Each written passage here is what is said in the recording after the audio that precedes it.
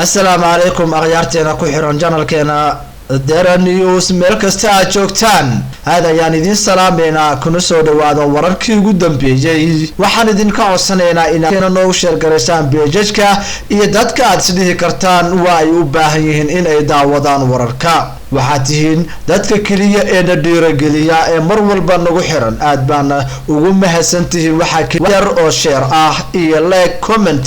wax yar oo kaliya ayaa noo dhiman akhyaarta waxaan codsan lahayn in aad nacaawisaan oo aad kor noo qaadaan si aan asxaab fara badan oo na dhaaftay aan ugu tabatagno meel walba aad joogtaan aad ayaadna u mahadsantihiin sida quruxda badan ee sharafta iyo karaamada leh ee aad inoo caawiseen waxaan rabnaa maanta inaan ka hadalno ama warbixin idinkaga soo gudbino wararkii ugu dambeeyay ee Soomaaliya ka dhacay waxa goor dhaweeyta garoonka diyaaradaha ee aadan caadi ka dhoofay diyaarad sida ciidamo badan oo si weyn u hubeysan iyo noocyada kala duwan ee gaadiidka dagaalka ciidamada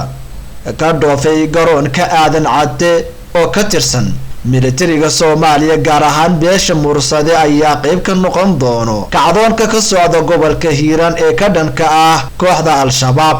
si gaar ah waxay ciidamadan ku howlgali doonaan degmada Maxaas waxaana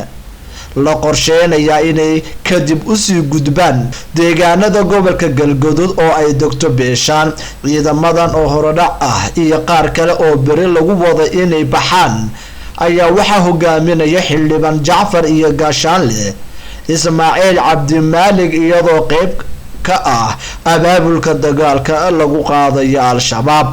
abaabulkan ciidamada qaabka beeleed loo diyaariyay ayaa ka socda gobolka Banaadir Shabeellada Dhexe iyo Galgaduud waxaana qaybihii ugu horeeyay ay saldhig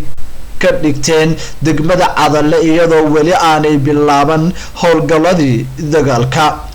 ciidamada Muqdisho ka baxay ayaa imaanaya gobolka Hiiraan ay beelaha kale ee Soomaaliyeed ka codsadeen inay qayb ka soo noqdaan kacdoonka ka socda gobolka Hiiraan kooxda Al-Shabaab ayaa wajahaysa kacdoonkii ugu weynaa ee muddo 15 sano ah oo ay ka dagaalamayso gudaha Soomaaliya waxaana la qiyaasi karin halka uu ku dambeyn doono arintan ayaa imaanaysa iyada oo maalmihii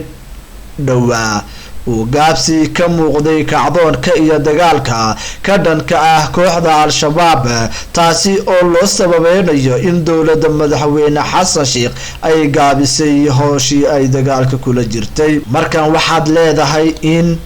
guud ahaan xarakada Al-Shabaab ay